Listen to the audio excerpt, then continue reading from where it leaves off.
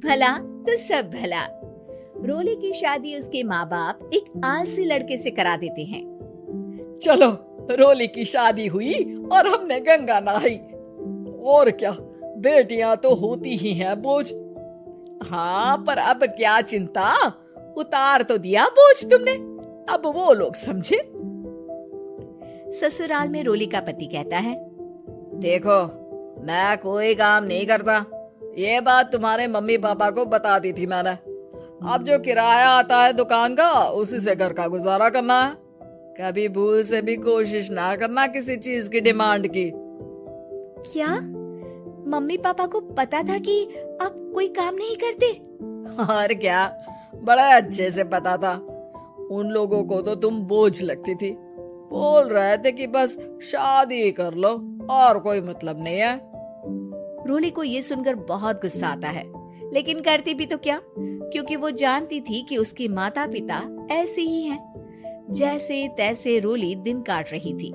रोली को एक प्यारी सी बेटी होती है। धीरे धीरे वो बड़ी होती है और उसके साथ उसकी जरूरतें भी बढ़ती जाती है।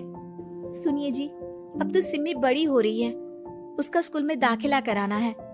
मैंने अब तक तो जैसे तैसे समय काट लिया, लेकिन मैं बच्ची की परवरिश में कोई कमी नहीं रखूंगी। अरे क्या है यार, अब तो लगता है कोई ना कोई काम ढूंढना ही पड़ेगा। अब पति रोज काम की तलाश में जाता और बिना किसी काम के वापस आ जाता। रोली समझ जाती है कि पति के अंदर अब काम करने की क्षमता नहीं है। वो बेटी को उच्च शिक्षा देने के लिए कुछ करना चाहती थी, लेकिन करती तो क्या करती।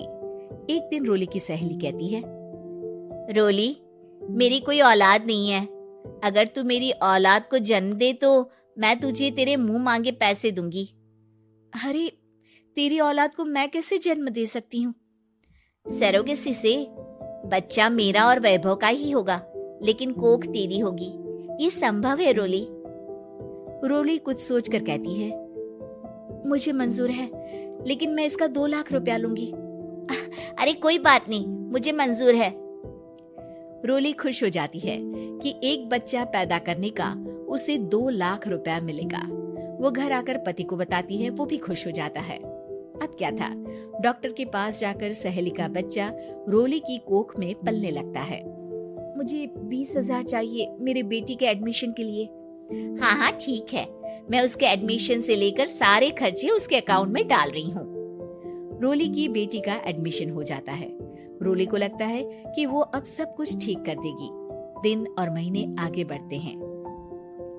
अब एक दिन, एक बात कहूँ जी, काश इस बच्चे को मैं रख पाती।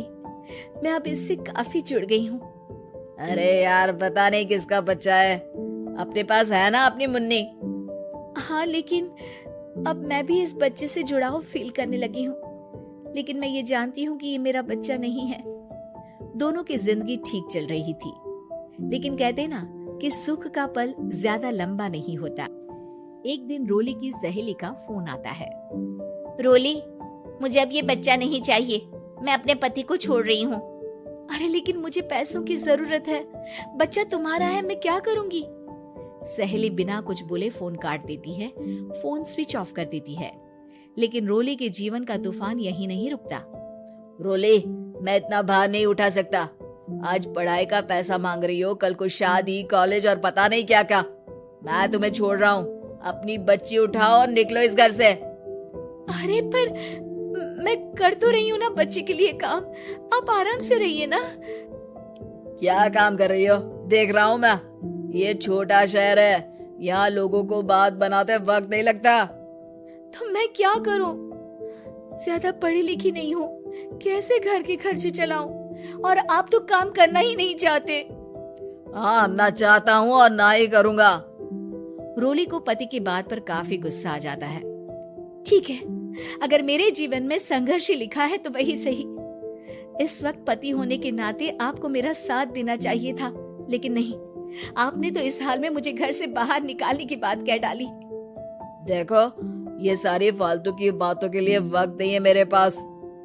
रोली, जिसकी कोख में किसी और का बच्चा था और साथ छोटी सी बेटी, पति का घर छोड़कर रास्ते पर आ जाती है।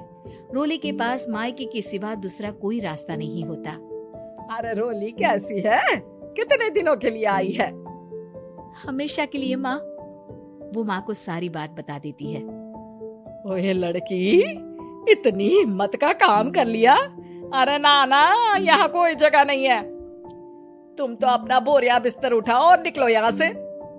रोली के पास अब मायके का रास्ता भी नहीं बचता। वो चुपचाप बच्ची को लेकर जा रही थी कि उसे दर्द होता है और वो डॉक्टर के पास चली जाती है और फिर वहां वो एक प्यारे से बेटे को जन्म देती है। कितना प्यारा है, कितने अभागे हैं इसके माँ बाप जो इसके पैदा होने पर भी नहीं है। तभी वहां डॉक्टर आ जाती है। रोली, बच्चे के पिता तुमसे मिलना चाहते हैं। आपका बहुत बहुत शुक्रिया। मैं इस बच्चे को पालूंगा, भले ही इसकी माँ ने इसे छोड़ दिया हो, पर मैं अपनी जिम्मेदारी निभाऊंगा। तो क्या आप मुझे इसके पैदा करने के लिए जिन पैसों की बात हुई थी वो भी देंगे? हाँ, और साथ ही आप चाहें तो मेरे घर में रहकर मेरे बच्चे की देखभाल भी कर सकती हैं। मैं उसके लिए आपको सैलरी दे दिया करूंगा। रोली को लगता है कि जैसे भगवान ने उसके लिए सुकून का रास्ता खोल दिया। वो अब मुकेश के साथ उसके घर चली जाती है, जहाँ रहकर वो उस बच्चे की देखरेख करती है। अब मुकेश के घर को रोली अच्छे से संभाल लेती है। उसके लिए खाना बनाने से लेकर बच्चों की देखभाल और घर की देखरेख।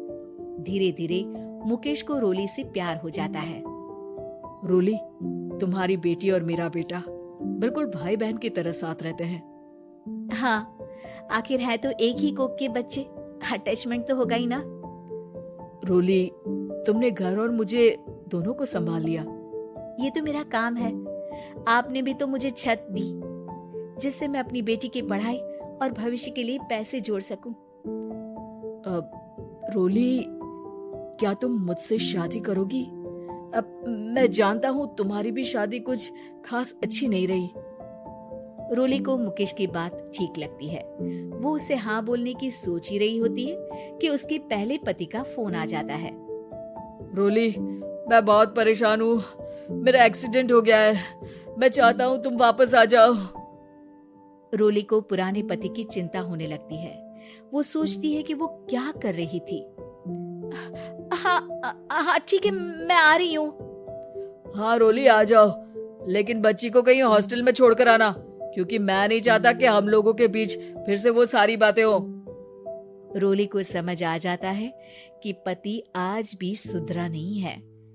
वो पति के पास जाने से इनकार कर मुकेश को हाँ कर देती है।